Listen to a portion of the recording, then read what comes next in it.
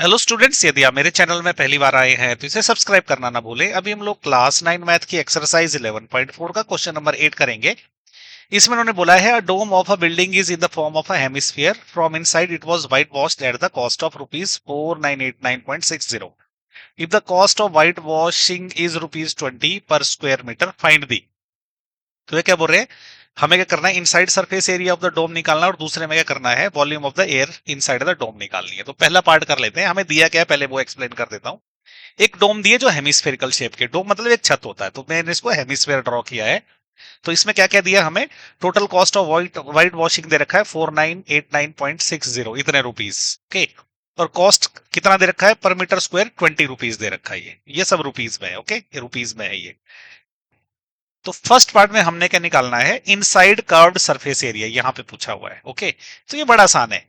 Inside area को अगर मैं कॉस्ट पर मीटर स्क्वायर से मल्टीप्लाई करूं तो ये कितना हो जाता है, ये होता है cost of white washing. Okay, ये समझना बहुत जरूरी है। जितना मेरा एरिया है उसको मैंने पर मीटर स्क्वायर कॉस्ट से अगर मल्टीप्लाई किया तो ये total cost of white washing आ जाता है। ये सारी वैल्यूज हमको दे रखी है, हमने क्या इनसाइड एरिया निकालना है, ये और ये हमें दे रखा है। तो हम ये लिख लेते हैं। इनसाइड एरिया हमने निकालना था, कॉस्ट पर मीटर स्क्वायर 20 दे रखा है और टोटल कॉस्ट जो 4989.60 दे के रखा हुआ है। तो इनसाइड एरिया क्या होगा, 20 वहां जाके इसके डिनोमिनेटर में चला जाएगा। अब इसको जो सॉल्व कर लेते हैं।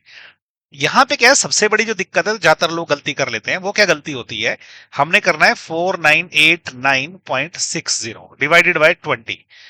गलती से लोग क्या करते हैं, ये जीरो काट देते हैं। ऐसा हो नहीं सकता क्योंकि डेसिमल के बाद की जीरो की कोई वैल्यू होती नहीं है। ओके, तो हमें वास्तव में क्या करना है, 4989.6 को 20 से डिवाइड करना है, क्योंकि इसके बाद की जीरो की वैल्यू नहीं है। ओके, यानी कि हमने इन शॉर्ट क्या करना है, अगर मैं ये 10 से इसको डिवाइड कर दूं तो 498.96 को 2 से डिवाइड करना हमने। तो मैंने इस 10 को जो है ऊपर जो है कंज्यूम कर लिया, 10 से डिवाइड कर दिया, तो डेसिमल एक प्लेस जो है यहाँ पे डिस्प्लेस हो गया। अब इसको मैं 2 से डिवाइड कर सकता हूं, यहीं पे कर लेते हैं। क्या है, 498.96 को 2 से डिवाइड करना है। ओके, सबसे पहले 2 से चलेगा 4, क्या क्रॉस हो गया, 9 आया। अब ये 4 से चलेगा, ये 8 हो जाएगा, 1 आ गया। अभी 8 आया, ये 9 से चलेगा, ये 18 हो गया, ये क्रॉस हो गया।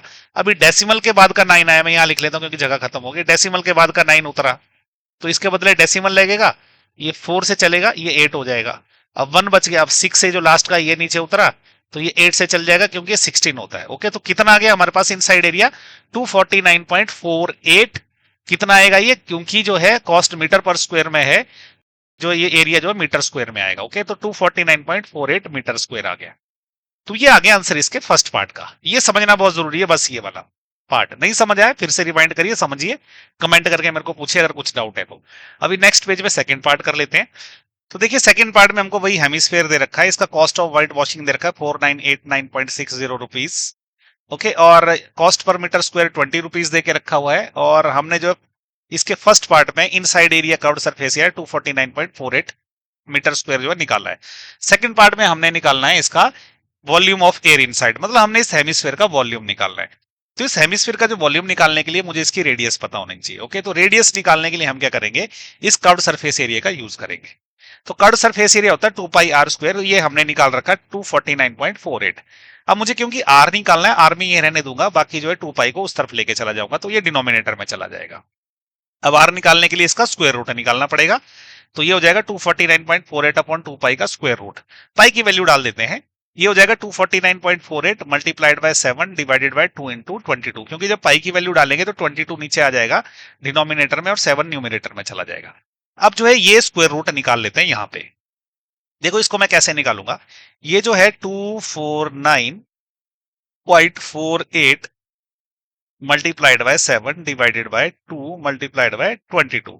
तो मैं इसको क्या करने वाला हूं, ये जो 48 का डेसिमल हटाने के लिए मैं क्या करूंगा, नीचे इसको 100 से मल्टीप्लाई करूंगा तो ये डेसिमल हट जाएगा। ओके, इसका पूरा स्क्वायर रूट भी है, तो ये क्या हो जाएगा, अभी जब मैं इसका डेसिमल हटा दिया मैंने, तो ये हो जाएगा 24948 multiplied by 7 divided by 22।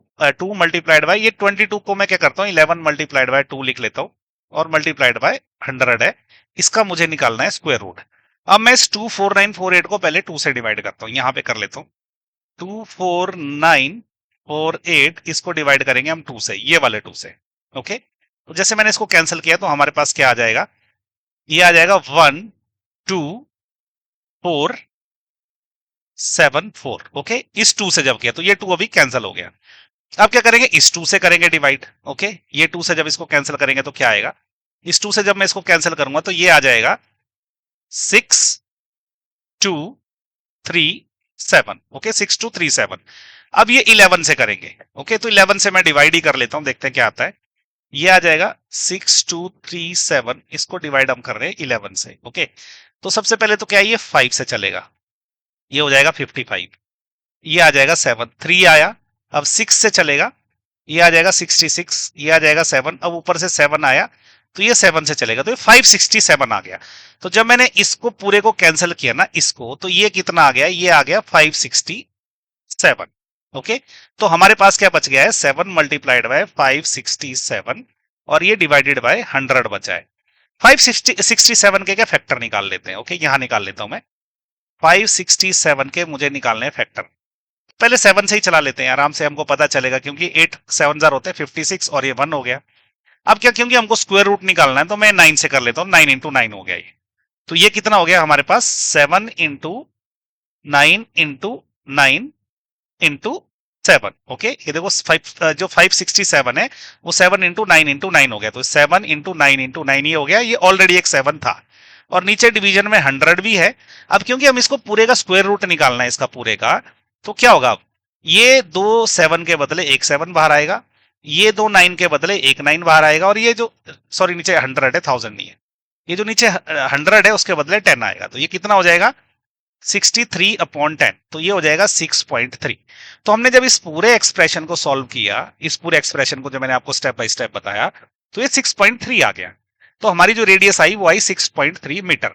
Okay, metre इसलिए आई क्योंकि इसका जो एरिया था वो मीटर स्क्वायर में था। तो अब क्या, रेडियस आ गई है। अब क्या है, वॉल्यूम ऑफ इनसाइड एयर क्या रहेगा, हेमिस्फीयर का वॉल्यूम का फॉर्मूला होता है 2/3 pi r cube. Okay, values put करेंगे, 2/3 पाई की जगह 22/7 और आर क्या है 6.3 है, तो इसको 3 बार मल्टीप्लाई कर देंगे।